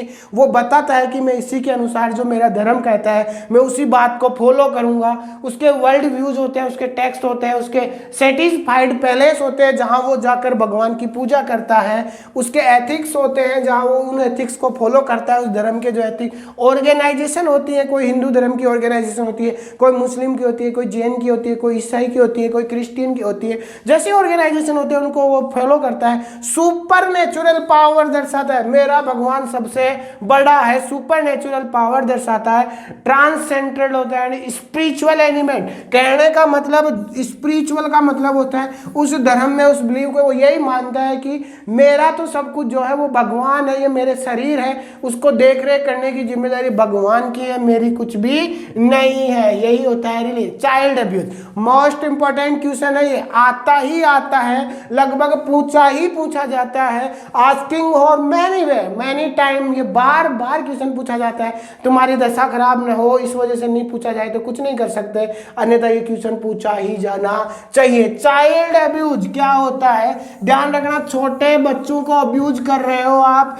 उनकी भावनाओं को आप खिलवाड़ कर रहे हो, उनका शोषण कर रहे हो, जिसे कहते हैं child abuse. Child abuse can be defined as a variety of abnormal behaviour directed to against children. अपना अबनॉर्मल बिहेवियर है वो किसके खिलाफ है, चिल्ड्रन के खिलाफ है। क्यों कहे, क्योंकि जो बिहेवियर है वो चिल्ड्रन के लिए सही नहीं है, क्या है, गलत है, रॉन्ग बिहेवियर है। और जो रॉन्ग बिहेवियर है वो चाइल्ड के खिलाफ है, उसकी बिहेवियर, उससे आप क्या कर रहे हो, शोषण कर रहे हो, तो वो क्या कहलाता है, चाइल्ड अब्यूज कहलाता है। ध्यान रखना, टाइप क्या है चाइल्ड अब्यूज को, चाइल्ड को सेक्सुअली अब्यूज किया जा सकता है, बहुत सारे केसेज में ऐसा देखने को मिला है। पीडोफिलिया का शिकार देखने को मिलती है कई व्यक्ति, इसके अंदर जो बड़े व्यक्ति होते हैं वो चाइल्ड को सेक्सुअल अब्यूज करते हैं, फिजिकली अब्यूज करते हो, आप चाइल्ड को नेग्लेक्ट करके रखते हो, परिवार के अंदर आप उसको सम्मान नहीं देते हो, उसको इज्जत नहीं देते हो, इमोशनल नेग्लेक्ट करके रखते हो, उसकी भावनाओं के साथ में खिलवाड़ करके रखते हो। फेलियर टू थ्राइव, इसका थ्राइव का मतलब कभी ये नहीं होता है कि वो फेल हो चुका है, किसको, उसको बहुत सारी प्यास लग रही है, नहीं, उसकी ग्रोथ एंड डेवलपमेंट सही नहीं है, इस वजह से आप लोग उसे क्या कर रहे हो, नेग्लेक्ट करके चल रहे हो, उसके इमोशन के साथ क्या कर रहे हो, खिलवाड़ कर रहे हो। फेलियर टू थ्राइव का मतलब यही होता है नॉर्मल ना होकर बच्चा कैसा है, अब नॉर्मल की ओर अग्रसर है। प्रीडिस्पोजिंग फैक्टर टू चाइल्ड अब्यूज क्यों होता है, क्योंकि अब्यूज चाइल्डहुड होता है, उसमें अब्यूजर सबस्टांस अब्यूज करता है, बहुत सारे ऐसे गलत सबस्टांस होते हैं जिनका वो यूज करता है। जो चाइल्ड होता है वो जो अब्यूज करने वाला होता है वो फैमिली स्ट्रेस की वजह से होता है, जिसकी वजह से वो छोटे बच्चों के ऊपर अपनी भावनाएं निकाल देता है। कई सोशल फोर्सेज होते हैं जो चाइल्ड को अब्यूज करने के लिए क्या करते हैं, प्रेशराइज करते हैं उसको। प्रोस्टिट्यूशन इज ए कोई डिमांड नहीं है, ऐसा होता ही होता है, बहुत सारे बार देखने को मिलता है प्रोस्टिट्यूशन। प्रोस्टिट्यूशन क्या है, नहीं, प्रोस्टिट्यूशन से पहले ध्यान रखना, एक पेज स्लाइड मिस हो गई। शॉर्ट नोट्स ऑन, नया क्वेश्चन स्टार्ट हो चुका है जो अपना 7th नंबर का क्वेश्चन है। शॉर्ट नोट्स ऑन, इनमें किसी 4 पे लिखना है, इसमें मैंने 6 दिए हैं। ये जो लास्ट वाला था ये बहुत इंपॉर्टेंट है, राइट ऑफ वुमन पूछा जाता है बहुत बार, इसलिए मैंने इसको ऐड कर दिया। इसके अलावा भी ये सारे इंपॉर्टेंट वे होते हैं, ऐसी कोई दिक्कत नहीं है। Prostitution is a most important topic, culturally asking, बहुत मैनी बार ये पूछा गया है। कास्ट के बारे में पूछा जाता है, कॉन्फ्लिक्ट के बारे में पूछा जाता है, सोशल स्ट्रेटिफिकेशन, हमेशा बड़ा क्वेश्चन, लॉन्ग क्वेश्चन आता है, ऐसी कोई बात नहीं है, लेकिन अब की बार स्मॉल क्वेश्चन आने के चांसेज हैं, क्योंकि कई बार अगर जब बड़े क्वेश्चन में कोई क्वेश्चन आता है तो लगातार पूछा, और मोस्ट टॉपिक और है, इसलिए अब की बार इसका शॉर्ट नोट्स में आने का चांसेज है, ऐसी कोई बात नहीं है। भावनाएं हमारी यही कहती है, हमारा इंटरनल व्यू यही कहता है कि ये शॉर्ट नोट्स में आने के चांसेज है। अगर शॉर्ट में नहीं आया ना तो बड़ा क्वेश्चन आएगा ही आएगा, लॉन्ग क्वेश्चन आएगा ही आएगा। प्रोस्टिट्यूशन क्या होती है, मोस्ट इंपॉर्टेंट, प्रोस्टिट्यूशन क्या होता है।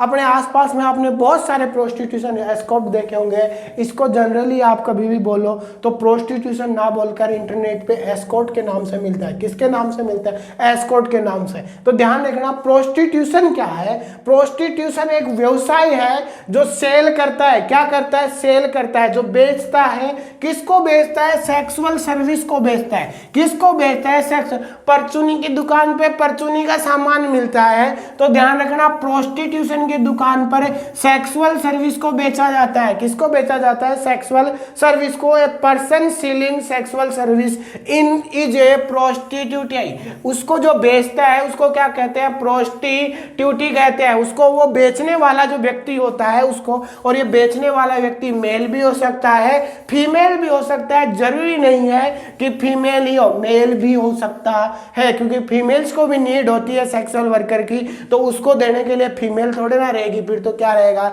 मेल रहेगा।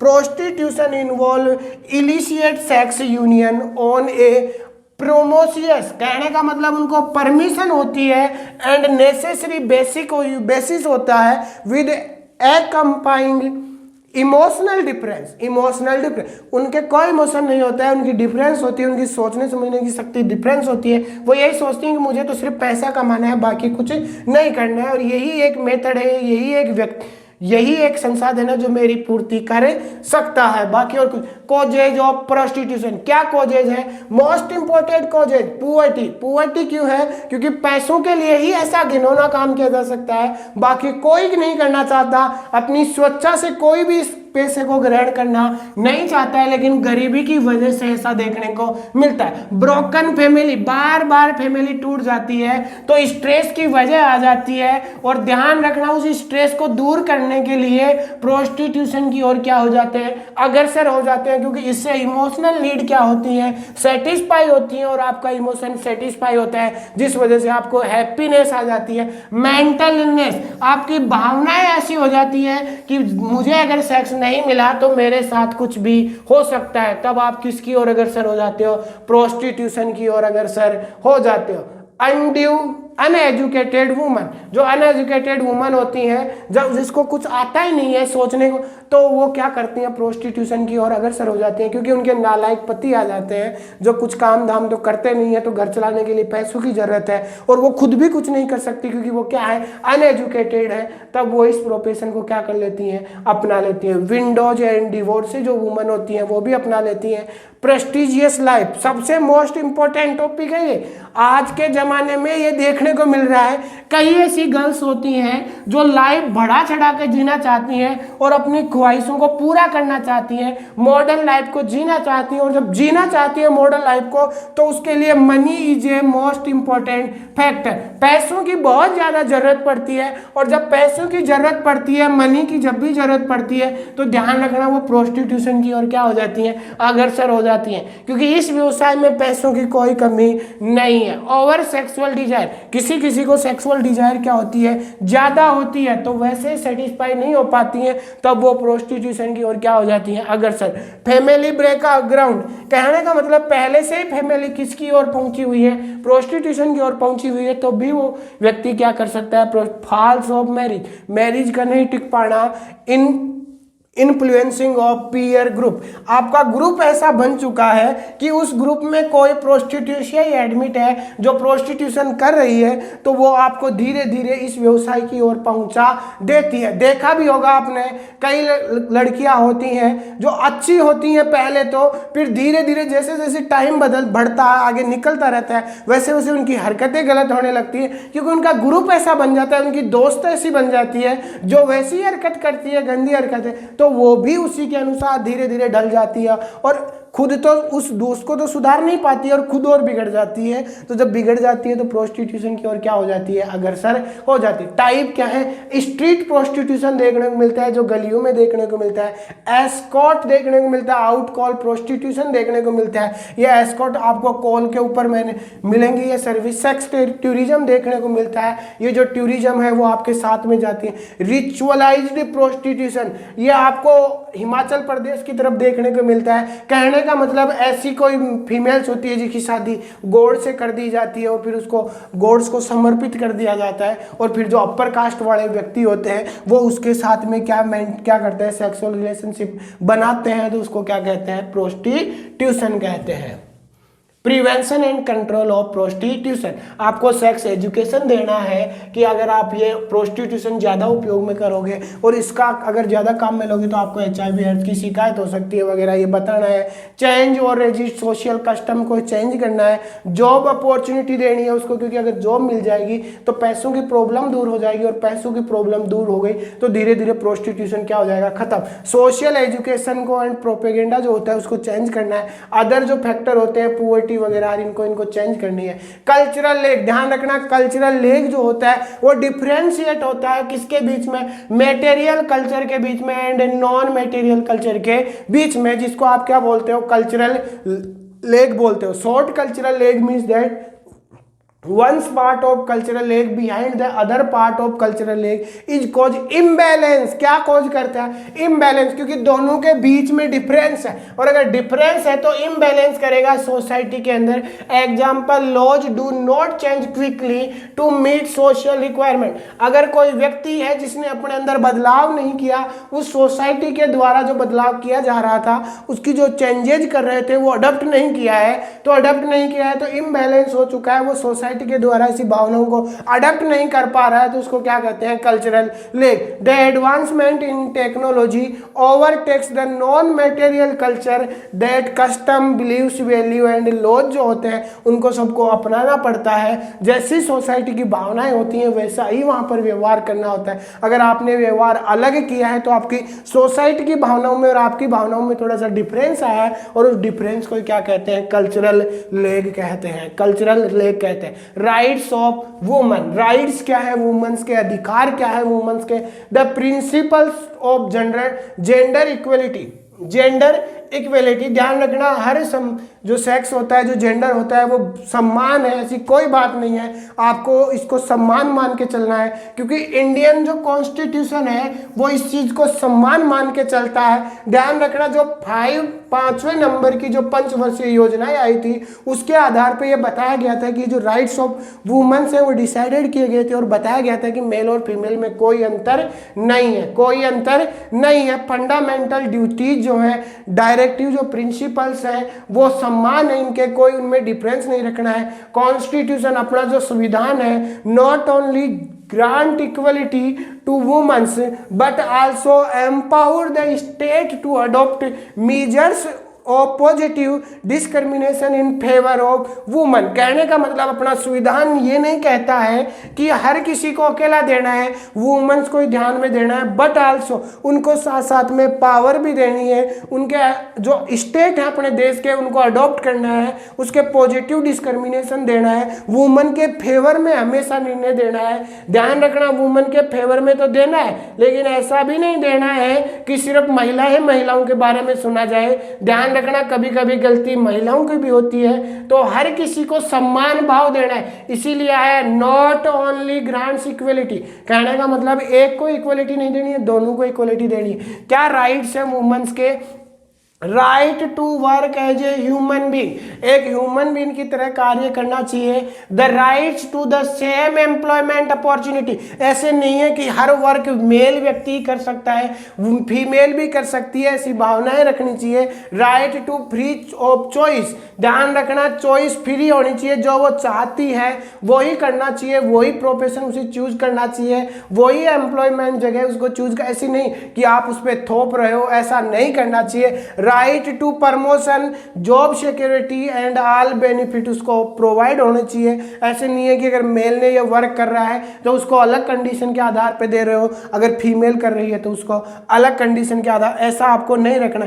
द राइट टू इक्वल म्यूरेशन करना है, आपको दोनों में कोई भेदभाव नहीं रखना है। The right of social security as well as the right to paid leave. कहने का मतलब जो पेड लीव है, आप लोग कहते हो कि इतनी छुट्टियां आप अगर लोगे, महीने में 2 से 4 छुट्टी अगर आप लोगे तो आपका पेमेंट नहीं कटेगा, लेकिन आप फीमेल को कहते हो कि नहीं आपको एक भी छुट्टी लोगे तो आपको उसका पेमेंट कटेगा। ऐसा नहीं होना चाहिए। नॉन पेमेंट जो लीव मिलती है वो मिलती हैं, जो पेमेंट नहीं कटने की लीव मिलती है, सब कुछ आपको क्या देना है? इक्वलिटी देना, आपको कोई डिफरेंस नहीं देना। कॉन्फ्लिक्ट क्या है? आपकी भावनाएं क्या है? Deliberate attempts to oppose, resist होता है, एक प्रकार से रेजिस्ट होता है उसके प्रति। कोरियंस होता है द विल ऑफ अनदर और अदर्स, दूसरे की भावनाएं होती हैं वो कॉन्फ्लिक्ट। एडवांटेज क्या है कॉन्फ्लिक्ट के? कॉन्फ्लिक्ट जो होता है वो पॉइंट्स इश्यू करता है इन द ग्रुप के अंदर। कॉन्फ्लिक्ट जो होता है वो इंक्रीज करता है ग्रुप की कोहेंसेज को। कहने का मतलब जो ग्रुप की भावनाएं होती हैं, जो उनके अंदर जो समझदारी होती है, जो एक दूसरे के अंदर की जो अंडरस्टैंडिंग होती है, उसको हमेशा बढ़ा के रखता है। ऐसी कोई बात नहीं उसको घटाता है, नहीं बढ़ाता है कॉन्फ्लिक्ट। ध्यान रखना। कहते हैं ना कि बार बार में जो दो दोस्त होते हैं, अगर कभी कभी उनके बीच में लड़ाई झगड़ा हो जाता है तो डरने की कोई बात नहीं है, उनके बीच की अंडरस्टैंडिंग बढ़ती है कि हमें गलत व्यवहार नहीं करना है। अगर गलत व्यवहार करेंगे तो अपने साथ बुरा भी हो सकता है, वो व्यक्ति अपने से लड़ाई भी कर सकता है, अपने से गुस्सा भी हो सकता है। Conflicts make the group to be always alert. ध्यान रखना, कॉन्फ्लिक्ट जो होता है वो ग्रुप को हमेशा अलर्ट करके रखता है कि किसी दूसरे व्यक्ति जो अपने ग्रुप मेंबर है उसके साथ में आप लोगों को अबनॉर्मल बिहेवियर शो नहीं करना है। Conflict promote unity in the group. Conflict जो होता है वो यूनिटी दर्शाता है किसके अंदर, ग्रुप के अंदर। टाइप ऑफ कॉन्फ्लिक्ट के क्या है, वार है, फ्यूडल स्ट्राइक है, लिटिगेशन है, कॉन्फ्लिक्ट्स ऑफ इम्पर्सनल आइडियाज हैं। कास्ट क्या होती है, अपनी जाति क्या होती है। कास्ट जो होती है means social exclusiveness with reference to diet and marriage, birth and ritual are necessary. कहने का मतलब अपना जो धर्म शास्त्र है उसके अकॉर्डिंग ये बोला गया है कि अपनी जो जाति होती है वो सोसाइटी के द्वारा एक्सेप्टेबल होती है। वो जो जाति होती है वो अपना रेफरेंस देती है, मैरिज भी उसी जाति में होना चाहिए, जन्म भी उसी जाति में होनी चाहिए, एंड जो अपनी भावनाएं होती हैं, अपना जो कार्य करने की होती है वो उसी प्रकार के होने चाहिए। ये कास्ट के बारे में कहते हैं। फीचर्स क्या है कास्ट के, बर्थ होना चाहिए, हिरेचियल डिवीजन होना चाहिए सोसाइटी का, रेस्ट्रिक्शन होता है फूड ड्रिंकिंग का एंड सोशल इंटरकोर्स का। कहने का मतलब आप लोग कहते हो ना कि छोटी जात का है, यहाँ पे खाना नहीं खाना चाहिए, वो नहीं खाना चाहिए, ये रेस्ट्रिक्शन होता है। कोई नीची जात का होता है, कोई ऊपर वाली, कोई एससी कैटेगरी का होता है, कोई ओबीसी कैटेगरी का होता है, तो ऐसे व्यक्ति जो होते हैं उनमें ऐसा नहीं होना चाहिए। Restriction on the choice of occupation. ध्यान रखना, कई होते हैं जो व्यक्ति होते हैं वहां पर पहले के जमाने में था, आज के जमाने में तो नहीं है ये। Restriction on the choice of occupation. कई कहते थे कि कमजोर जो व्यक्ति है, जैसे किसी रेगर समाज में ऐसा है तो वहाँ पढ़ नहीं लिख सकता, उसको सिर्फ चमड़े गांठना है, ये गांठना है। लेकिन आज के ज़माने में ऐसा कोई कुछ नहीं है, सब कोई को चॉइस कर सकता है। रेस्ट्रिक्शन ऑन मैरिज, मैरिज के ऊपर रेस्ट्रिक्शन होता है कि तुझे तेरी कास्ट में शादी करनी है, अन्यथा नहीं करनी है। मॉडर्न जो कास्ट सिस्टम है वो ऐसा है, SC ST OBC, और जो सब में नहीं है वो जनरल में, जो सब में नहीं है वो जनरल में। सोशल स्ट्रैटिफिकेशन क्या है, सामाजिक जो स्त्रीकरण है वो क्या है। Stratification is a horizontal division होता है सोसाइटी का। हायर एंड जो लो सोशल यूनिट होते हैं उनके बीच में एक सम्माननेस बनाए रखने की, एक स्तर बनाए रखने की जो प्रोसेस होती है वो सोशल स्ट्रैटिफिकेशन कहलाती है। फैक्टर्स ऑफ सोशल स्ट्रैटिफिकेशन क्या होते हैं, डिफरेंस होता है इन ह्यूमन बीइंग के अंदर, नीड्स ऑफ डिफरेंट फंक्शंस की नीड होती है, इक्वली वीरियम रखना पड़ता है वहां के अंदर, इसी से सोशल स्ट्रैटिफिकेशन क्या रहता है, मेंटेन रह सकता है। मेन बेसिस क्या है सोशल स्ट्रैटिफिकेशन के, बायोलॉजिकल जो बेसिस है उसके आधार पे बोला गया है। बेसिस ऑफ सेक्स के आधार पे मेल है फीमेल है जो भी है उन दोनों के बीच में इक्वलिटी मेंटेन रखनी है, कोई भी आपको डिफरेंस नहीं रखना है। बेसिस ऑफ एज के आधार पे छोटे व्यक्तियों के भी वही अधिकार होते हैं, बड़ों के भी वही अधिकार होते हैं, हर किसी का आपको भावनाओं का आदर करना है। बेसिस ऑफ बर्थ, जन्म के आधार पे उसके कैरेक्टरिस्टिक डिसाइडेड नहीं करने हैं, कहीं पे भी जन्म ले सकता है वो व्यक्ति, ऐसी कोई बात नहीं होती है। बेसिस ऑफ रेस, जाति प्रजाति के हिसाब से आप लोगों को डिफरेंस नहीं लेना है, उन चीजों में आपको मेंटेन करके रखना है। Social cultural basis of social stratification, economic basis, कहने का मतलब किसी के पास पैसे ज्यादा होते हैं, किसी के पास पैसे कम होते हैं। रिलीजियस बेसिस, धर्म के आधार पे आप लोगों को कोई डिफरेंस नहीं रखना है, हमेशा सम्मान करके रखना है। पॉलिटिकल बेसिस के आधार पे, कई पॉलिटिकल पावर वाले व्यक्ति ज्यादा होते हैं या होते हैं तो उनके आधार पे आपको डिफरेंस नहीं रखना है। Let's thank you. सोशियोलॉजी का ये पेपर था, बहुत सारे इंपॉर्टेंट क्वेश्चन थे, कई टॉपिक थे जो मैंने अटेम्प्ट किए, बाकी कोई रह चुका है उसको आप खुद भी स्टडी करना है, ऐसी कोई बात नहीं है। लेकिन जब जहां तक हो सकेगा वहां तक इन्हीं में से क्वेश्चन पूछा जाएगा, ऐसी कोई बात नहीं है। ध्यान रखना, ये टाइम ऐसा है, पढ़ते आप हो सब कुछ हो, स्टडी भी बहुत सारे टाइम करते हैं, ऐसी कोई बात नहीं है, लेकिन आपको याद कुछ नहीं होता है। क्यों नहीं होता है? क्योंकि आपने कभी क्लास नहीं लिया, आपने वो नहीं किया, पहले के टाइम पे आपने मेहनत नहीं की है। अब ये हमने जो ट्रिक दी है यहाँ पे, हम ये नहीं कह रहे हैं कि इन्हीं में से क्वेश्चन आएंगे, ये कि यही क्वेश्चन आएंगे, आ जाए इन्हीं में से तो बहुत अच्छी बात है, ऐसी कोई बात नहीं है, इनमें से भी क्वेश्चन पूछे जाएंगे, लेकिन आपको मेहनत करनी है। आपको यहाँ पे हम लोग सोल्व नहीं करवा रहे हैं आपको, यहाँ पर हम सिर्फ लोग वे बता रहे हैं कि आप लोगों को अगर आंसर दोगे तो ये पॉइंट तो लिखने ही है, ऐसी कोई बात नहीं है आप लोग पॉइंट नहीं लिखते हो। आप लोग जब भी कोई क्वेश्चन आपसे पूछने की कोशिश करता है बस इट इज दिस लगाते रहते हो, लाइन टू लाइन लिखते रहते हो। ऐसा नहीं करना आप लोगों को, कॉपी भरनी तो है आप लोगों को, लेकिन ऐसे भी नहीं भरनी है कि बिना फालतू में कॉपी भर के आ गए। हमने यहाँ पर एक आपको वे दिया है कि इस हिसाब से आपको आंसर का सॉल्यूशन देना है, बस यही हमारा मोटिव है, यही हमारा उद्देश्य है। मस्त रहो, आबाद रहो, जिंदाबाद रहो, बस पढ़ते रहो। Thank you so much.